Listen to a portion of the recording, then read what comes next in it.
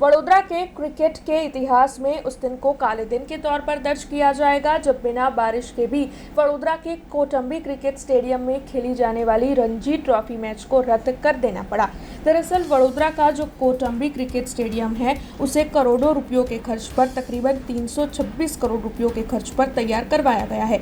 कोटंबी में जब इस नए स्टेडियम का निर्माण हुआ था तब बड़ौदा क्रिकेट एसोसिएशन यानी कि BCA की ओर से ये दावा किया गया था कि अगर इस मैदान में पानी भर गया तो गिनती के वक्त में ही मैदान में से पानी बाहर निकाल लिया जाएगा, लेकिन ये दावा अब गलत साबित हुआ है।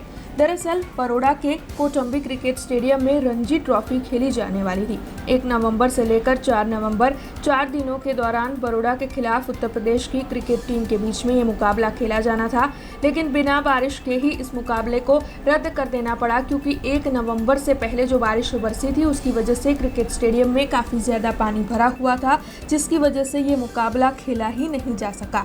हालांकि इस मामले में बड़ौदा क्रिकेट एसोसिएशन के ट्रेजरर शीतल मेहता का ये दावा है कि ये पहला मानसून था, इसीलिए मैदान में पानी भर गया है और इसी वजह से दिक्कतें हो रही है, लेकिन इस बात को जिस तरीके से मुद्दा बनाया जा रहा है इस बात का खेद है। तो वहीं इस मामले को लेकर BCA के मेंबर कल्पेश परमार की प्रतिक्रिया भी सामने आई है। उनका ये कहना है कि 80 करोड़ में बनने वाला मैदान 326 करोड़ के खर्च तक किस तरीके से पहुँच गया, यही बड़ा सवाल है। और आधुनिक सुविधाओं के दावों के बीच में मैदान में इस तरीके से पहली ही बारिश में जो पानी भर गया है जिसे दूर भी नहीं करवाया जा सकता है, ये सचमुच सवाल पूछने लायक बात है। प्रणव अमीन एक कॉर्पोरेट वर्ल्डનો માણસ છે।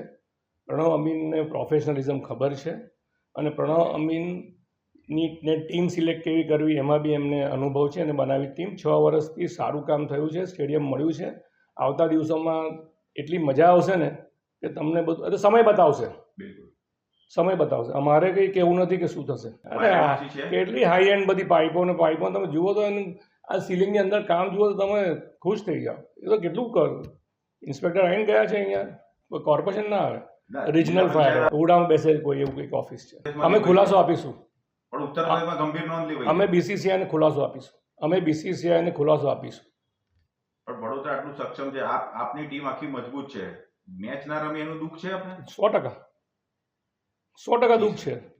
પણ પહેલું મોન્સૂન છે એને કારણે અનએક્સપેક્ટેડ થયું અને એક્સટેન્ડેડ મોન્સૂન હતું એટલા માટે। બાકી અમને આવું ન થવું જોઈએ। એમાં શું છે, એમાં સ્વીકારી લેવાનું, એમાં શું છે, એમાં શું કામ ખોટો કોલર ઊંચો રાખવાનો, સ્વીકારી લેવાનું। સપ્ટેમ્બરમાં એન્ડ પૂરું થઈ ગયું છે, સિઝન પૂરી થઈ ગઈ બોર્ડની, તો હવે તમે હવે એક વસ્તુ યાદ રાખો, આ ક્લાઇમેટ ચેન્જ જે ગ્લોબલ વોર્મિંગ છે એની આ એક નિશાની છે। આવતા વર્ષે બી આવું જ થશે અને તમે મને યાદ કરશો। વરસાદ આવી રીતે જ પડશે, વચમાં રોકાઈ જશે, પછી પાછો પડશે। આ ગ્લોબલ વોર્મિંગ નવી પેટર્ન છે, એ નવી પેટર્નને ધ્યાન રાખીને અમે BCCI ને કહીશું કે અમને મેચ અમે લઈએ કે નહીં। એ 2 કરોડનો ખર્ચે થઈ છે એનું કોઈ પ્રૂફ નથી, પહેલી વસ્તુ। તો તમે એવું કહેવા માંગો છો કે સ્ટેડિયમમાં 300 કરોડ ખાલી બિલ્ડિંગમાં ગયા? એવું તો કયું બિલ્ડિંગ હોય કે 300 કરોડનું ખાલી બિલ્ડિંગમાં જ ખર્ચો થાય? અને જ્યારે એ લોકોએ પહેલું બિલ્ડિંગનું ટેન્ડર બહાર પાડ્યું હતું ત્યારે અને કોન્ટ્રાક્ટ આપેલો તે તો ફક્ત 80 કરોડનો આપેલો। એટલે 300 કરોડની જગ્યાએ 80 કરોડનો કોન્ટ્રાક્ટ આપીને 300 કરોડ ખર્ચ્યા, એટલે તમારું કહેવું એવું છે કે 220 કરોડ ખર્ચાવાઈ ગયા ગ્રાઉન્ડમાં જો એમને 2 કરોડ ખર્ચેલા હોય તો।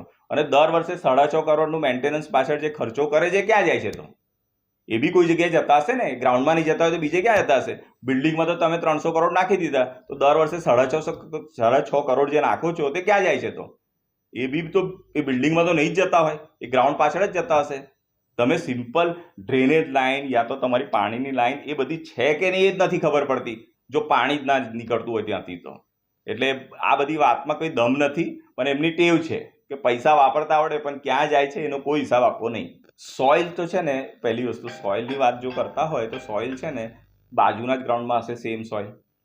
હવે બાજુના જ ગ્રાઉન્ડમાં જો સેમ સોઇલ પર પાણી નીકળી જાય, ચૂસી લેતું હશે, જે બી થતું હશે ટેકનિકલી, તો આ ગ્રાઉન્ડમાં કેમ સોઇલ નથી ચૂસી શકતું? હવે આ સોઇલની આમને વાર્તા કરતા આવડે છે, ક્રિકેટ વિશે તો કશું એમને ખ્યાલ નથી, ક્રિકેટ ચલાવવાનું કંઈ આવડતું નથી એમને, પૈસા વાપરતા આવડે છે ને વાર્તા કરતા આવડે છે, એનાથી વિશેષ તો કશું છે નહીં। બાકી 2 ગ્રાઉન્ડ આજુબાજુમાં જ છે, તમે જોઈને બી જોઈ શકો છો। એક ગ્રાઉન્ડમાં પૂરેપૂરી મેચ રમાય છે અને બીજા ગ્રાउंड में आ हालत है। हमसे जुड़े रहने के लिए हमारे YouTube चैनल को सब्सक्राइब करें और नई वीडियो की नोटिफिकेशन के लिए बेल आइकॉन को दबाएं।